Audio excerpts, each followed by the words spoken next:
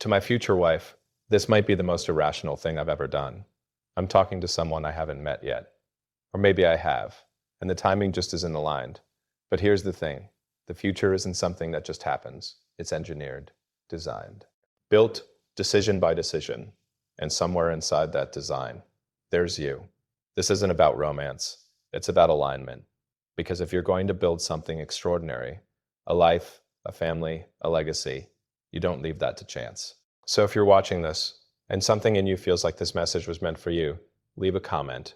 Not because it's cute, but because maybe this is the first tiny signal in a much bigger system, bringing two builders together. Love isn't a fairy tale. It's not a highlight reel. It's not slow motion sunsets and perfectly timed background music. That's entertainment. That's consumption. That's passive. What I'm talking about is something engineered, intentional, built from first principles. If we strip love down to its core components, what are we left with? Trust, respect, shared mission, growth. Everything else is decoration. And decoration doesn't hold under pressure. When life compresses, when uncertainty hits, when the plan fails and the future looks unstable, what survives isn't chemistry alone, it's alignment. I don't want a love that exists only when conditions are ideal. I want the kind that thrives in chaos. The kind that says, okay, the rocket exploded. We analyze the data, we rebuild. We launch again. No drama, no blame, just iteration. Because love, like any ambitious project, requires resilience. Most people approach relationships like they're shopping. How does this person make me feel? That's the wrong starting point. The better question is, what can we build together that neither of us could build alone? Because feelings fluctuate. Mission endures. When two people lock into a shared purpose, attraction deepens into something far more powerful than excitement. It becomes momentum. A fairy tale is about being saved. A mission is about building side by side. I'm not looking for someone to complete me. I'm looking for someone complete on her own. Someone dangerous in her ambition, disciplined in her habits, calm in uncertainty. Someone who doesn't need the spotlight but can stand in it without shrinking. Someone who understands that love isn't about dependency. It's about amplification. When two independent systems connect correctly, they don't collapse into each other. They increase capacity. That's the model. Two strong individuals forming a stronger unit. Not losing identity, but expanding capability. Not dissolving into comfort, but accelerating towards something bigger. And yes, there will be moments that look cinematic. There will be laughter at 2 a.m., spontaneous trips, quiet mornings with coffee, and big conversations about impossible ideas. But those moments are byproducts. They're not the foundation. The foundation is choice. Choosing each other when it's inconvenient. Choosing honesty when it's uncomfortable. Choosing growth when it's easier to stay the same. Love as a mission means we hold each other to higher standards. It means we don't let each other shrink. If I start drifting from my potential, you call it out. If you start doubting your power, I remind you who you are. Not gently, not destructively, precisely. Because the goal isn't comfort, it's expansion. The world doesn't need another couple obsessed with aesthetics. It needs partnerships that build things. Families that raise resilient minds. Homes where ideas are tested, not silenced. If we're going to do this, it has to matter beyond us. A fairy tale ends at happily ever after. A mission begins there. So when I say I'm looking for love, understand what I mean. I mean a co-founder in life, a strategic partner in chaos, someone who understands that the point isn't to escape the world together. It's to engage it, reshape it, and come back home stronger every time. That's not fantasy. That's construction. Building a future bigger than ourselves starts with rejecting small thinking. Small thinking says, let's just be comfortable. Small thinking says, as long as we're happy, that's enough. But comfort is a low bar. Happiness by itself is unstable. It rises and falls with circumstances. What I'm talking about is scale, expansion, designing a life that stretches beyond our immediate gratification. If we're going to do this, if we're going to choose each other, then it has to be for something that outlives moods and trends. A relationship should not just be a private escape from the world. It should be a force within it. Two people aligned, not just emotionally, but strategically. Two minds asking, what problem are we solving together? What standard are we setting? What kind of environment are we creating for the next generation? Most people build lives accidentally. They drift into routines, drift into careers, drift into relationships. And then one day, they wake up inside a structure they never intentionally designed. I don't want drift. I want deliberate architecture. I want us to sit down and ask hard questions about the future. Where do we want to live? What kind of impact do we want to make? How do we allocate our time, our energy, our resources? Not just for survival, but for significance. A future bigger than ourselves means we don't optimize for applause. We optimize for contribution. Maybe that means building companies. Maybe that means creating art that challenges assumptions. Maybe that means raising children who think independently and act courageously. Whatever form it takes, it has to be intentional. And here's the truth. Building something meaningful requires sacrifice. There will be late nights. There will be moments where we choose long-term vision over short-term pleasure. That's not a flaw in the system. That is the system. If we want extraordinary results, we can't operate on average standards. But here's the advantage of doing it together. Shared ambition compounds. When one of us is exhausted, the other carries momentum. When one of us doubts, the other injects clarity. Energy becomes renewable because it's not generated by one source alone. It becomes a feedback loop of vision and execution. I imagine conversations about ideas that seem impossible at first. Ideas that make other people uncomfortable. I imagine a home where thinking big is normal. Where dreaming audaciously isn't naive, it's expected. Where failure isn't humiliating, it's data. That kind of environment doesn't happen by accident. It's built through shared standards. And understand this, bigger than ourselves doesn't mean neglecting each other. It means elevating each other. It means creating a structure where both of us grow beyond who we were when we first met. Stagnation is the enemy. The moment we stop evolving, we start shrinking. So we design a future that forces evolution, new skills, new challenges, new frontiers. There will be pressure, but pressure is what turns raw material into something refined. Without it, potential stays dormant. I don't want dormant potential. I want activation. When we look back decades from now, I don't want our story to be, we were comfortable. I want it to be, we built something that mattered, something that shifted our community, something that inspired people we'll never even meet, something that proves that partnership, when aligned around a powerful vision, becomes more than romance. It becomes legacy in motion. Resilience through chaos isn't optional. It's the entry requirement. Because chaos is not a glitch in the system. It is the system. Markets crash. Plans fail. Health fluctuates. People disappoint. Timelines collapse. If we expect a smooth trajectory, we're building on illusion. What matters isn't whether disruption comes. It's how we respond when it does. I don't want a relationship that only works under stable conditions. That's fragile. Fragile systems break under stress. I want anti-fragility. I want the kind of connection that absorbs shock and becomes stronger because of it. When external pressure increases, our alignment tightens. When uncertainty rises, our communication sharpens. When the world feels unstable, we become the stable point. Chaos reveals character. Anyone can be supportive when things are easy. Anyone can be loving when the environment is predictable. But when there's financial pressure, public criticism, unexpected setbacks, that's when you find out who you're standing next to. Do they panic? Do they retreat? Or do they lock in? Resilience isn't loud. It's not dramatic speech, ES, or emotional overreactions. It's controlled focus. It's the ability to say, this is difficult. Good, let's solve it. It's emotional regulation under stress. It's not pretending things don't hurt. It's refusing to let pain dictate direction. In chaos, communication becomes oxygen. We don't shut down. We don't weaponize silence. We don't keep score. We get precise. What's the problem? What are the variables? What's within our control? What's noise? We separate emotion from strategy, not to suppress feeling, but to prevent it from distorting decisions. And here's something most people don't understand. Resilience isn't built in the storm. It's built before it. It's built in daily discipline, in how we handle small frustrations, in how we talk to each other when we're tired, in how we recover from minor disagreements. Those micro moments are training sessions. They prepare us for larger disruptions. If we can't navigate small turbulence, we won't survive major impact. There will be seasons where everything feels uncertain. Career transitions, risky moves, bold decisions that don't have guaranteed outcomes. In those moments, I don't need perfection. I need steadiness. I need a partner who understands that volatility is the price of ambition. If we aim high, we will experience instability. That's physics. The greater the ascent, the stronger the resistance. But here's the advantage. When two people are aligned under pressure, fear loses its dominance. You look across the room and realize you're not alone in the fight. That changes the equation. Courage multiplies when shared. Resilience also means forgiveness. We will make mistakes. I will make mistakes.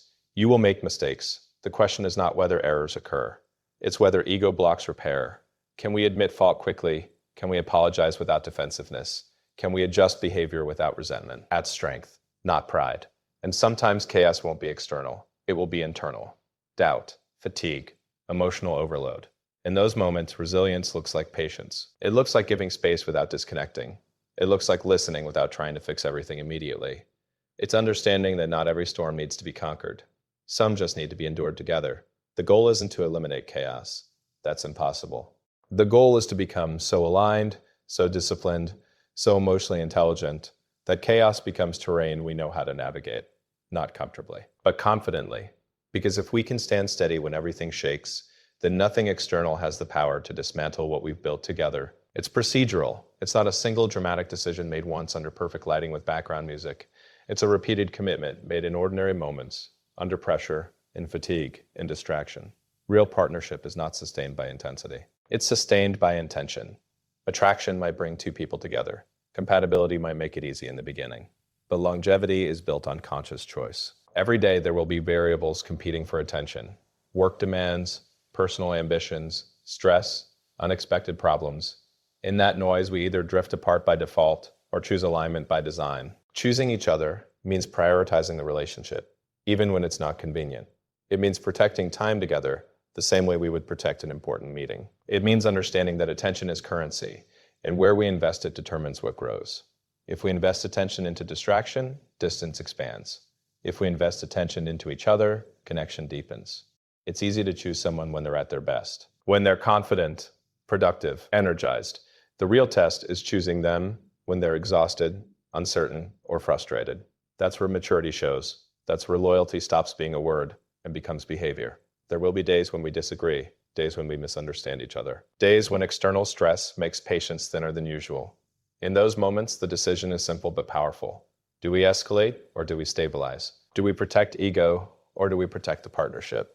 Choosing each other means remembering that we are on the same side, even when perspectives clash. It also means choosing growth over stagnation.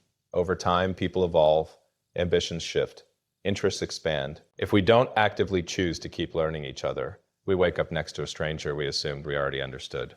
Choosing each other daily requires curiosity, asking questions, listening without interruption, staying engaged with who the other person is becoming. Consistency builds trust, not grand gestures, not dramatic promises. Small, repeated actions, showing up when you say you will, following through on commitments, being emotionally available when it matters. Trust compounds when behavior aligns with words over time. And here's something most people underestimate. Choosing each other also means choosing boundaries, protecting the relationship from unnecessary interference, not allowing external opinions to dictate internal decisions, not letting temporary emotions override long-term values. Discipline in love is not restriction, it's protection. There will be opportunities that pull in different directions, career moves that demand relocation, risks that test financial stability, moments where individual ambition and shared stability feel in tension. Choosing each other means navigating those decisions collaboratively, not competitively. It means asking, how do we win together instead of F, how do I win alone? It's also about gratitude.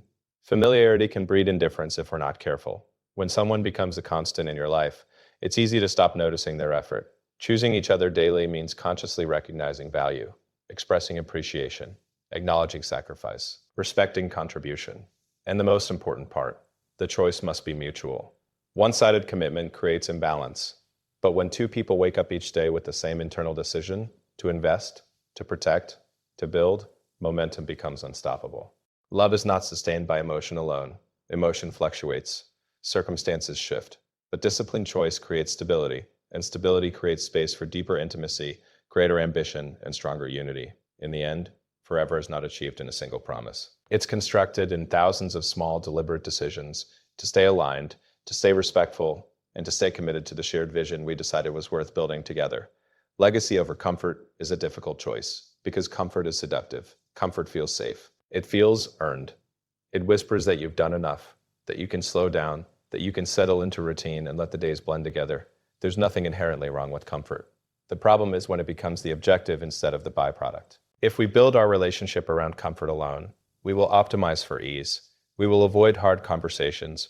We will choose predictable paths over meaningful ones. And slowly, without noticing, potential will start to decay, not dramatically, quietly. Legacy requires friction. It requires tension between who we are and who we could become. It demands that we stretch beyond convenience. When I say legacy, I'm not talking only about wealth or public recognition.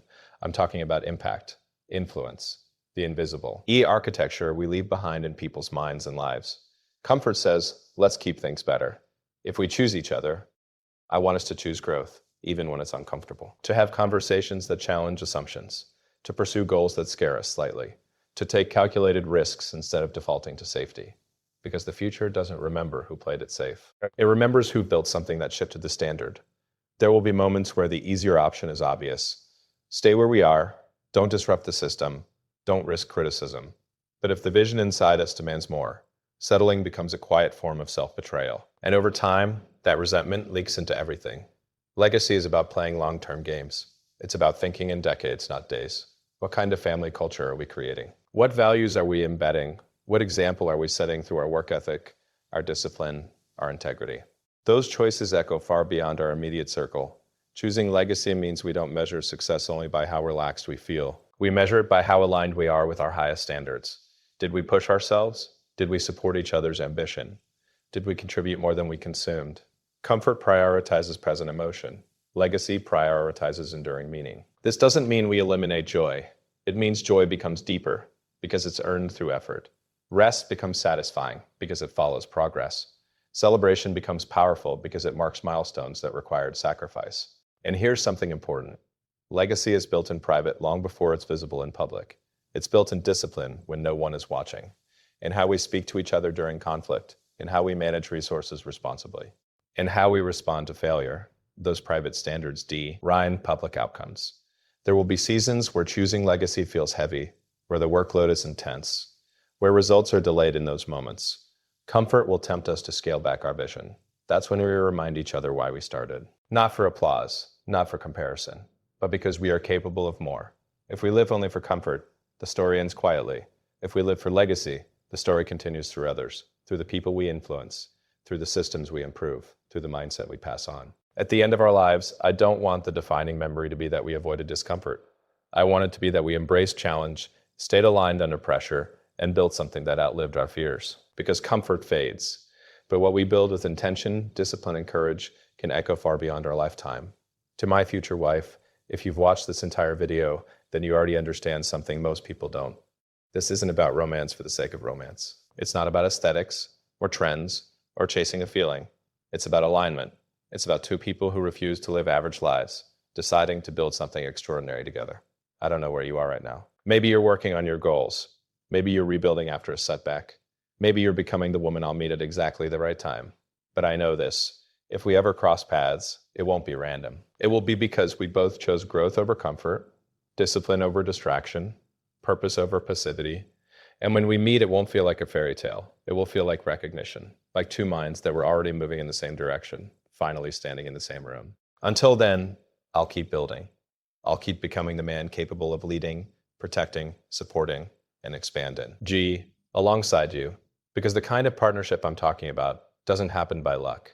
It happens when two people prepare for each other long before they ever shake hands. So if you're watching this and something inside you says, that's the kind of life I want to build, then maybe this message was meant for you.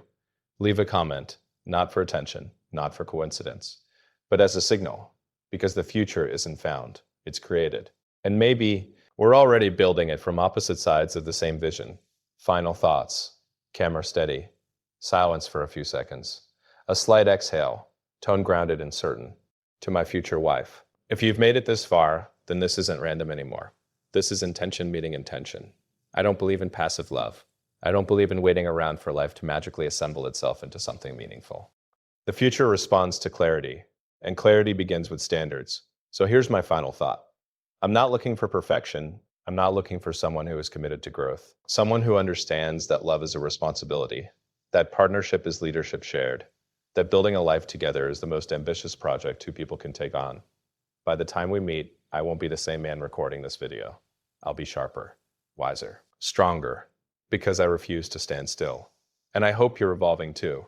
Not for me, not for validation, but because you demand more from yourself. When two people like that meet, it doesn't feel chaotic. It feels focused.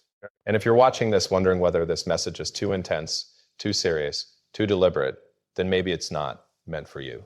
But if something in you feels calm reading this, steady, almost certain, then maybe you understand. We don't chase love, we prepare for it. We don't beg for alignment. We become aligned individuals. And when that alignment intersects, it doesn't need drama. It doesn't need noise. It simply works. So wherever you are right now, keep building, keep learning, Keep strengthening your mind and your character. Protect your standards. Raise your expectations. Don't shrink yourself to fit someone else's comfort. Because when we finally stand face to face, I don't want us to feel lucky. I want us to feel ready. And if you're watching this, leave a comment. Not because it guarantees anything, but because sometimes the smallest signal can start the most powerful trajectory. Until then, I'll see you in the future. We're both busy creating.